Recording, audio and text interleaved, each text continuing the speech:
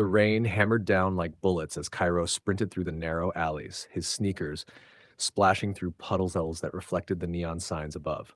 Blood soaked through his torn shirt, warm against his cold skin. In his trembling hand, he clutched a photograph, burned at the edges, faces barely visible. Behind him, footsteps pounded against wet pavement. A gunshot cracked through the night air. 3 days earlier, I was just a homeless kid teaching math under a streetlight. Now I'm running for my life, and so is the little girl who can't speak. Have you ever met someone who changed your entire world in a single moment? Someone you never expected? For me, that someone was an 8-year-old girl who couldn't say a word. Her father? A billionaire whose company might be connected to my parents' death. But when her father discovered us together, I didn't expect what he'd say next. And I definitely didn't expect what would happen when the people who killed my family found out where I was. If you've ever felt invisible to the world, drop a comment below. Let's see how many of us are out there. Cairo Adebayo was 19 years old, but his eyes carried the weight of someone who'd lived 3 lifetimes. For 5 years, he'd called the streets home, abandoned buildings, subway tunnels, whatever shelter he could find when the weather turned cruel. Most nights, he slept in the shell of an old factory on the east side, where the roof leaked and rats scurried across the concrete floors. But every evening, without fail, Cairo returned to the same broken streetlight on Morrison Avenue, where the city seemed to forget its own darkness. There, under that flickering light, he taught. A piece of chalk in his hand, the sidewalk, his classroom.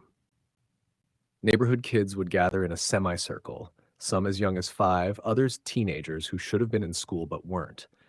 Cairo drew equations on the concrete, geometric patterns that bloomed like flowers beneath his fingers. He spoke to them in English, Spanish, sometimes French, languages he'd taught himself from discarded textbooks he'd found in dumpsters behind the university. His brilliance was undeniable. He could recite pi to 100 decimal places. He'd memorized entire calculus textbooks, solved differential equations in his head while washing dishes at the corner diner. But none of that mattered to a world that only saw a homeless boy with dirt under his fingernails and holes in his shoes. Cairo owned almost nothing. His possessions fit in a worn backpack, 2 changes of clothes, a toothbrush, a water bottle, and 2 items he'd die protecting. The first was a journal filled with unsolved equations, problems he worked on late at night when sleep wouldn't come. The second was a photograph burned around the edges showing a smiling couple holding a young boy. His parents, Dr. James Adebayo and Amara Adebayo, the only proof they'd ever existed. The night he lost them still haunted his dreams. He'd been 14, studying in his bedroom when he smelled smoke. His mother's scream pierced through the walls. "Cairo, run! Don't look back." He'd stumbled down the hallway, flames licking at the ceiling, heat searing his lungs. Through the smoke, he saw his father slumped near the door, his mother crawling toward him. Young Cairo had frozen, torn between obedience and love. His mother's eyes found his. Desperate, fierce, filled with a mother's final command. Run! So he ran.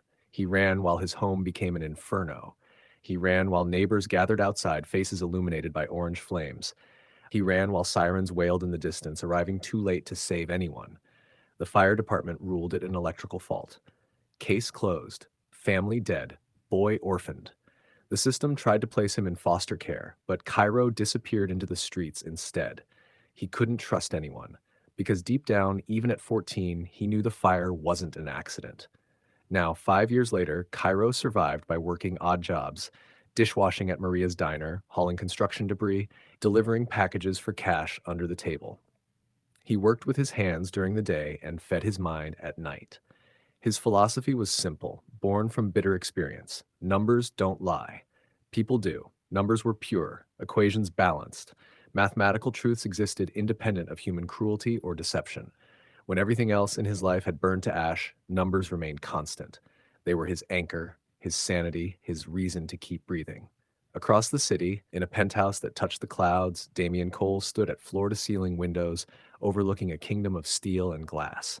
At 42, he was everything the world admired. Self-made billionaire, founder of Coltech Industries, a tech empire that revolutionized artificial intelligence and data security. Forbes called him a genius. Business rivals called him ruthless. His employees called him the man who never smiles, never loses. They were right on both counts. Damien's reputation preceded him into every boardroom, every negotiation. He was cold, calculating, brilliant. He saw 3 moves ahead, anticipated every angle, crushed competition without hesitation. He'd built his empire from nothing, a poor kid from Detroit who coded his first algorithm at 16 and sold his first company at 25. By 30, he was a billionaire. By 40, he was untouchable. But his penthouse reflected the truth behind the image. It was immaculate, sterile, empty despite its 10,000 square feet. Modern furniture no one sat on, a kitchen no one cooked in, art on the walls that no one admired. The space felt more like a museum than a home, beautiful, expensive, and completely devoid of life. Damien's greatest achievement should have been his daughter, Ava Cole, 8 years old, with her mother's dark curls and her father's sharp mind. But Ava hadn't spoken in 2 years, not a single word, and that failure, his inability to reach his own child, haunted Damien more than any business loss ever could. 2 years ago, everything shattered. Elena Cole, Damien's wife of 10 years, died in a car accident on a rainy Tuesday night. She'd been driving home from a charity event. Ava was in the back seat, secured in her booster seat, clutching her favorite stuffed rabbit. Witnesses said a truck ran a red light, T-boned Elena's car on the driver's. She died before the ambulance arrived. Ava walked away without a scratch, physically. Emotionally, the damage was catastrophic. She stopped speaking that night. The last words she ever said were to the paramedic, "Is my mommy sleeping?" Since then, silence. Complete. Absolute silence. She communicated through head nods, by writing numbers and drawing pictures, through gestures only Damien had learned to interpret. But her voice, gone, buried with her mother. Damien tried everything: $500 an hour child psychologists, trauma specialists flown in from Switzerland, elite schools with specialized programs, experimental therapies, art therapy, play therapy, music therapy. Nothing worked. Ava retreated further into herself with each failed attempt, building walls even her father couldn't scale. His breaking point came 3 months ago. Damien had driven to the cemetery on what would have been Elena's 38th birthday. He found Ava sitting alone at her mother's grave. Security had turned their backs for just a moment. She was writing in the dirt with a stick, creating equations, mathematical patterns surrounding the headstone like a protective spell. Damien knelt beside her, his heart splintering into pieces. His brilliant, broken little girl speaking the only language she still trusted: numbers. Because unlike people, unlike fate, unlike life itself, numbers made sense. Numbers followed rules. Numbers didn't abandon you. What Damien didn't know, what he couldn't have known, was that his company, Coltech Industries, had been investigating something dangerous 2 years ago. Something that required silencing. Something that cost lives. And what Cairo didn't know, what he'd spent 5 years trying to prove, was that the fire that killed his parents happened exactly 3 weeks before the car accident that killed Elena Cole. Both tragedies, ruled accidents, both families, destroyed, both connected to secrets buried deep in Coltech's classified files. The threads were there, waiting to be pulled, and when they finally unraveled, they would weave together the lives of a homeless boy teaching math under a broken streetlight and a billionaire desperately trying to save his silent daughter. Neither of them knew they were about to collide. Neither understood that their pain shared the same source. But the people who caused that pain, they knew, and they were watching. It was supposed to be a simple afternoon at the park. Marcus and James, Ava's bodyguards, flanked her on the bench while she fed pigeons in silence. She scattered breadcrumbs methodically, counting them, always counting. Marcus checked his phone. James scanned the perimeter. Neither noticed when Ava stood and walked away, drawn by something they couldn't hear. Laughter. Children's laughter, rising from somewhere beyond the manicured park boundaries. Ava followed the sound like a melody she'd forgotten existed. Her small feet carried her past the iron gates, down crumbling sidewalks, into neighborhoods where luxury SUVs never ventured. The laughter grew louder. She turned a corner onto Morrison Avenue and stopped. Under a flickering streetlight, 6 children sat cross-legged in a semicircle. A young man crouched before them, drawing with chalk on the concrete, shapes and numbers that seemed to dance in the dim light.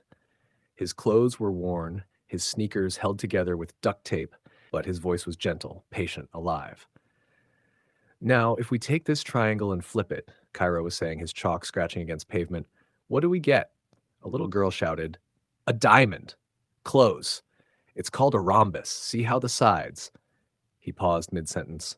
Someone new stood at the edge of his makeshift classroom, a small girl in expensive clothes, a navy dress that probably cost more than he made in a month, pristine white shoes, dark curls held back with a velvet ribbon.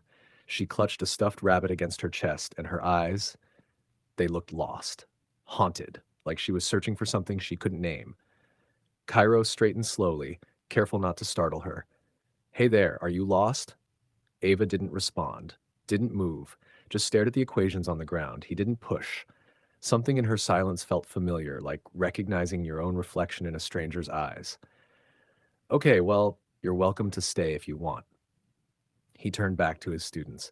Who can solve this? If you have 7 apples and give away 3, how many do you have left? Hands shot up. 4. 4. Me, Mr. Cairo, I know. Before Cairo could acknowledge anyone, Ava stepped forward. She knelt beside his chalk drawings, picked up a small stick, and wrote in the dirt, 4. The other children fell silent. Cairo smiled, a genuine, warm smile that reached his eyes. Exactly right. You're quick. He studied her for a moment. Want to try a harder one?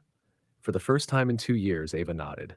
Cairo drew a complex geometric pattern, intersecting circles with equations along the edges. His regular students looked confused, but this little girl with sad eyes and expensive clothes, she studied it for only 30 seconds before writing her answer. Not just the solution, but the methodology, the proof, the elegant logic behind it. Cairo's breath caught. You're brilliant. Who taught you this?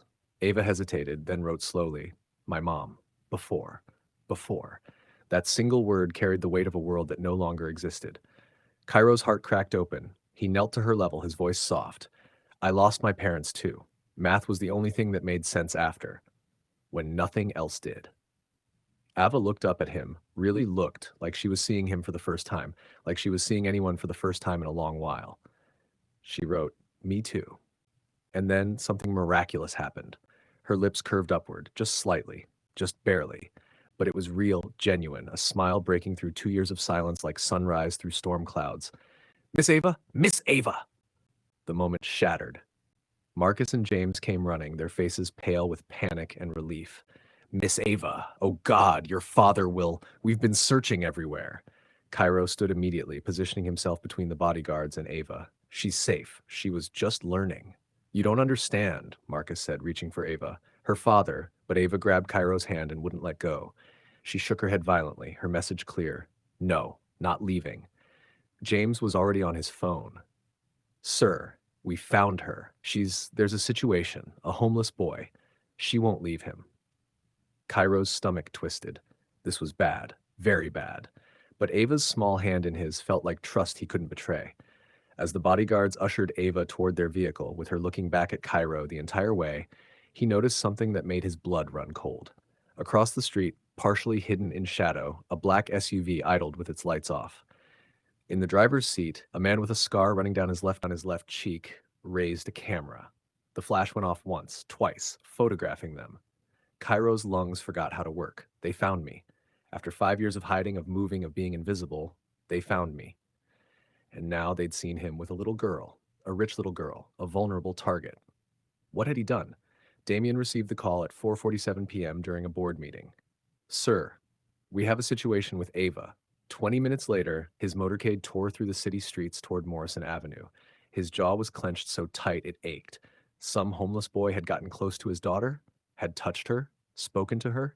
He burst from the SUV with 4 security personnel flanking him. Where is he? The homeless boy who, the words died in his throat. There, sitting peacefully in the dirt beside a thin young man with kind eyes, was Ava, his daughter, his silent, unreachable daughter. She was animated, gesturing at equations drawn in the sand, her face alive with an engagement he hadn't seen in 2 years. She looked happy. The young man glanced up as Damien approached, no fear in his eyes, just calm awareness and something else, protectiveness. What did you do to her? Damien's voice came out strangled, confused rather than angry. Cairo stood slowly, brushing dirt from his worn jeans. Nothing. I just listened to what she was trying to say. She doesn't speak. When she speaks perfectly, Cairo replied evenly, just not with words. Before Damien could respond, Ava wrote in the sand with urgent, desperate strokes, "Stay, please." Damien's carefully constructed world tilted on its axis. This stranger, this homeless boy, had reached his daughter in ways 50 therapists couldn't. How? He forced himself to think past the protective rage, past the confusion. "What's your name?" "Cairo Adebayo." Something flickered in Damien's memory. Adebayo. Why did that name sound familiar? He couldn't place it, but it nagged at him like a forgotten password. Against every business instinct, every protective impulse, Damien heard himself say, "Come work for me. Tutor Ava. I'll pay you well." Cairo's spine straightened, pride flashing across his face. "I'm not charity. It's not charity. My daughter needs you. That makes you valuable." Damien let that truth hang in the air. Cairo looked down at Ava, who was watching him with those hopeful eyes, eyes that begged him not to leave. He exhaled slowly. "I'll do it, but I teach her my way. No interference. Deal." As Damien made arrangements with his security team, a young woman appeared at the edge of the scene. She was petite but fierce, with sharp eyes that assessed everything instantly. She wore medical scrubs and moved with purpose. "Cairo," she called out, her voice carrying warning. "Maya." Cairo's expression shifted, relief mixed with concern. Maya Chen had been Cairo's friend since they were children.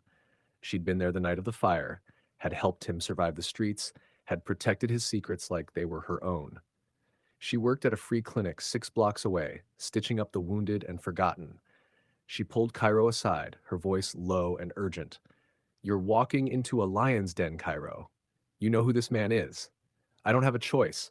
Those men are getting closer. You saw the SUV." Maya's jaw tightened. "Then I'm coming with you."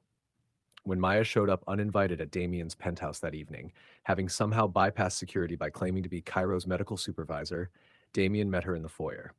"Mr. Cole," she said without preamble, "I'm Maya Chen. Where Cairo goes, I go. Non-negotiable." Damien raised an eyebrow. Nobody spoke to him like this.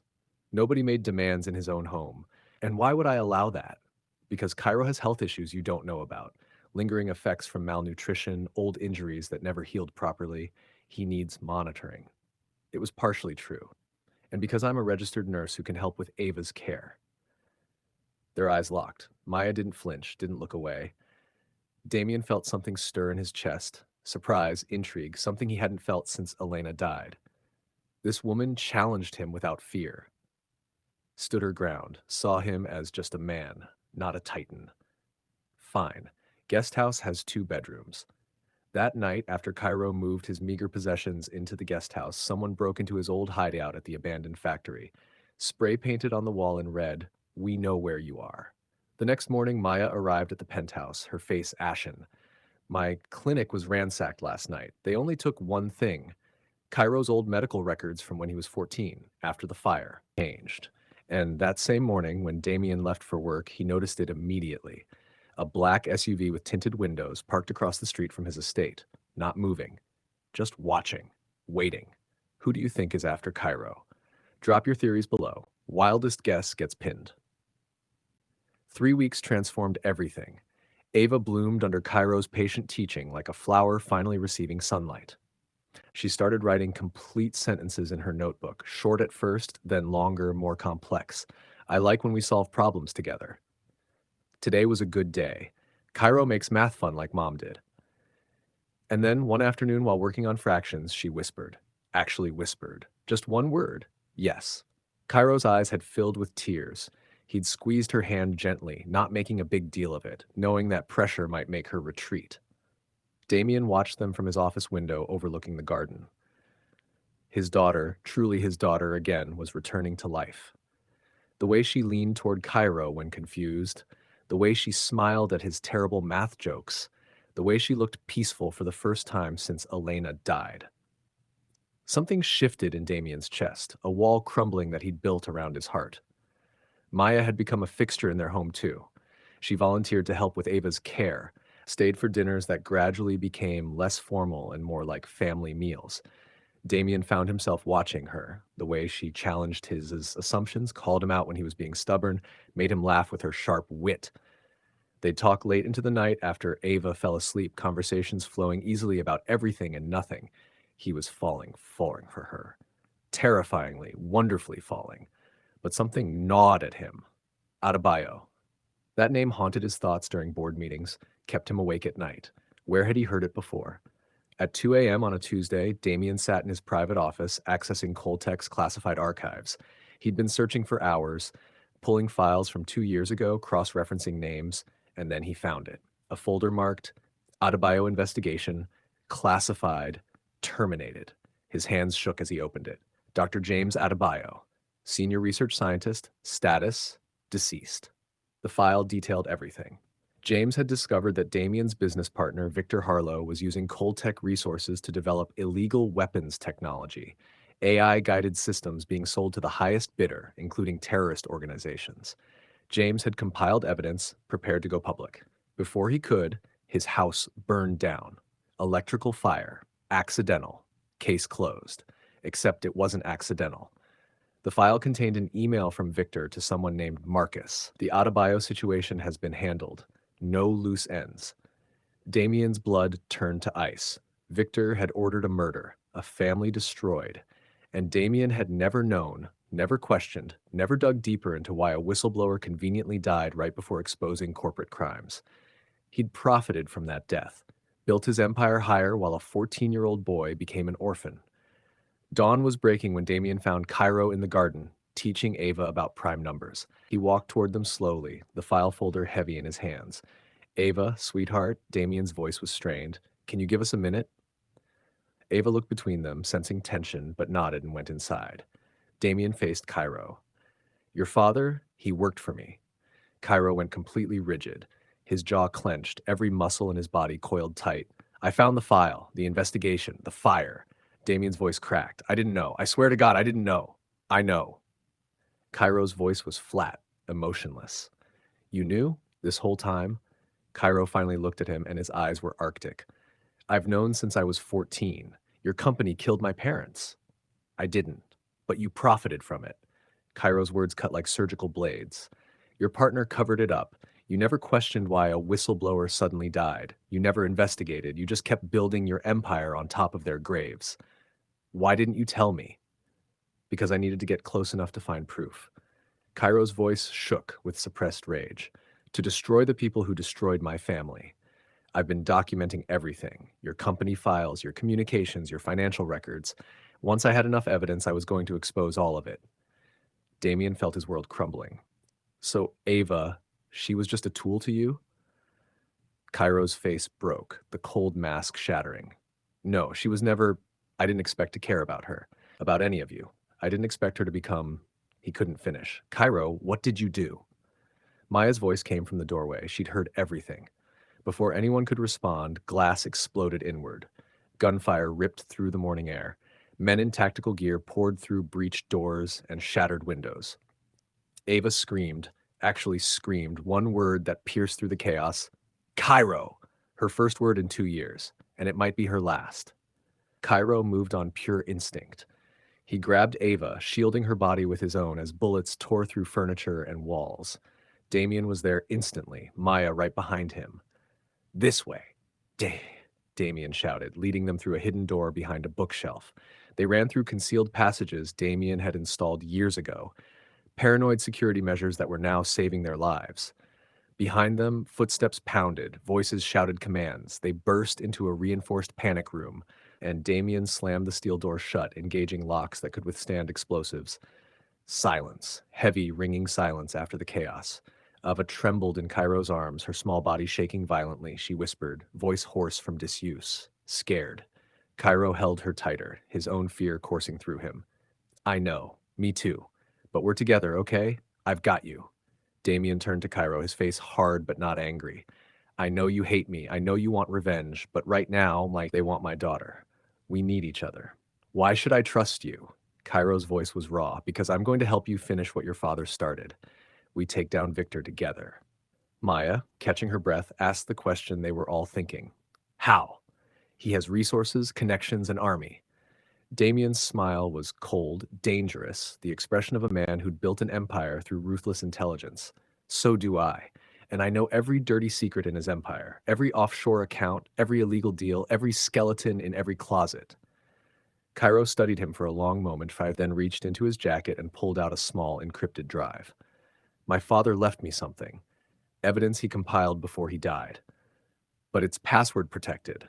I've tried for 5 years to crack it. Nothing works. Ava suddenly pulled out her notebook from her pocket. She'd grabbed it instinctively during the escape. With shaking hands, she wrote a sequence of numbers. 0515201822. Cairo stared at the numbers, his mind racing. That's... How did you? Ava wrote carefully. Mom showed me. Before she died, said keep safe. Said someday someone would need it. Damien's face went pale. Elena knew. She knew about the conspiracy before the accident. The pieces clicked into place with horrifying clarity. The car accident wasn't random. Alina had discovered something, maybe tried to help James Adebayo's investigation. Victor had her killed too, and Ava had witnessed it all, not just her mother's death, but murder. That's why she stopped speaking. She'd been carrying this terrible secret for 2 years, too traumatized to share it. Cairo plugged the drive into Damien's laptop with trembling fingers, entered the password.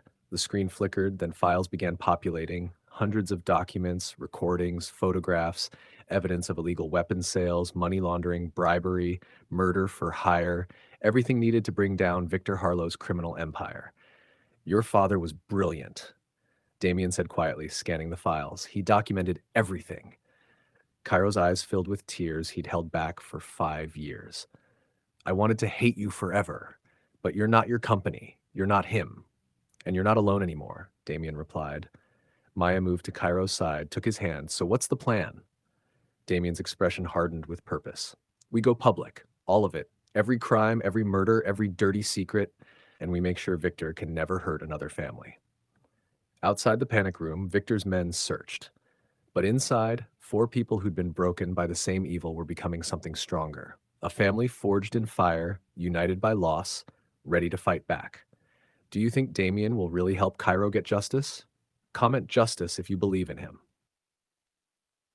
The plan was audacious, dangerous, and perfectly calculated.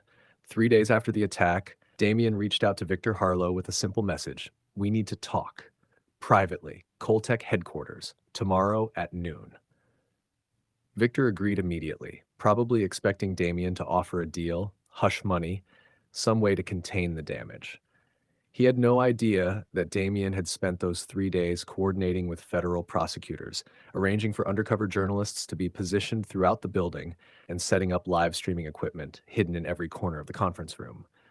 When Victor arrived, flanked by his own security team and lawyers, he looked smug, confident. He straightened his expensive tie and smiled like a shark sensing blood in the water. Damien, let's be reasonable about this. The boy is a liability. We can make this go away quietly. Damien stood at the head of the conference table, his posture rigid. He's not a boy. He's the son of a man you murdered. Say his name. Victor's smile faltered slightly. That's ancient history, Damien. Business decisions that. My father's name was Dr. James Adebayo. Cairo stepped out from where he'd been standing behind a partition. His voice was steady, strong, carrying the weight of 5 years of grief and survival. My mother was Amara. You burned them alive because my father wouldn't let you turn Coltec into a weapons dealer. Victor laughed, actually laughed, the sound cold and dismissive. You can't prove anything, boy. It's been 5 years, no evidence, no witnesses, just the paranoid delusions of a homeless kid. Cairo's lips curved into a smile that didn't reach his eyes. Actually, Damien pressed a button. Screens along the conference room walls blazed to life. Emails filled the displays. Victor's emails, written in his own words. Handle the Adebayo situation permanently. Make it look accidental. No loose ends. Financial records scrolled past, showing massive payments to known criminals, offshore accounts funneling money from illegal weapons sales. Phone recordings played, Victor's voice unmistakable as he ordered bribes, threatened officials, arranged murders. Victor's face drained of all color. This is fabricated. Deepfakes. You've doctored. The FBI is currently raiding all 7 of your properties, Damien interrupted calmly. They're seizing servers, documents, everything. Your accounts have been frozen. Your co-conspirators are being arrested as we speak. He leaned forward. It's over, Victor. The conference room doors opened. Federal agents flooded in, badges displayed, Behind them, journalists with cameras captured every moment, broadcasting live to millions of viewers. Victor's composure shattered completely. His eyes darted around wildly, looking for escape routes that didn't exist. Then something shifted in his expression, desperation turning into something darker. He reached into his jacket. "Gun!" someone shouted. Victor pulled out a pistol, his hand shaking but his aim steady. He pointed it directly at Ava, who stood near Maya by the door. "If I'm going down, I'm taking something precious with me." Everything happened in slow motion. Cairo didn't think, didn't hesitate. He launched himself across the space, his body becoming a shield between Victor and Ava. The gunshot was deafening in the enclosed space. Cairo stumbled backward, red blooming across his shoulder. He crashed into a chair, pain exploding through his body. "No! Cairo, no!" Ava's scream pierced through the chaos. Clear, loud, desperate. Her voice, fully returned, filled with anguish and love. Security tackled Victor, slamming him to the ground. The gun skittered across the floor. Agents swarmed him, wrenching his arms behind his back. Maya was at Cairo's side instantly, her medical training kicking in. She pressed her hands against the wound, applying pressure. "Stay with me, Cairo. Look at me." Cairo's vision was blurring, but he focused on Ava's face, hovering above him, tears streaming down her cheeks. He smiled despite the pain radiating through his body. "There's your voice. I knew it was in there." "Don't leave me," Ava sobbed. "Please don't leave me." "Not going anywhere," Cairo whispered. Damien dropped to his knees beside them, his hand gripping Cairo's uninjured shoulder. "Stay with us. You hear me? We're family now. Family. You don't get to leave." Paramedics rushed in with a stretcher. As they lifted Cairo, Maya held his hand, her voice fierce. "You idiot. You beautiful, brave idiot. If you die, I will never forgive you." "Noted," Cairo managed, then the world faded to black. Outside, news vans surrounded the building. The story was already everywhere. Victor Harlow's arrest, the evidence of corporate corruption and murder, the whistleblower's son who'd survived 5 years to bring his parents' killer to justice. Victor was dragged out in handcuffs, photographers capturing his fall from grace. Within hours, Coltech's corrupt board members resigned or were arrested. The empire built on blood and lies came crashing down. Justice, finally, prevailed. 3 months later, the world looked entirely different. Cairo stood in front of a mirror, adjusting his collar. His shoulder had healed completely, leaving only a scar that Maya said made him look annoyingly heroic. He'd gained 20 pounds of healthy weight, his face no longer gaunt, his eyes bright with something he'd thought he'd lost forever, hope.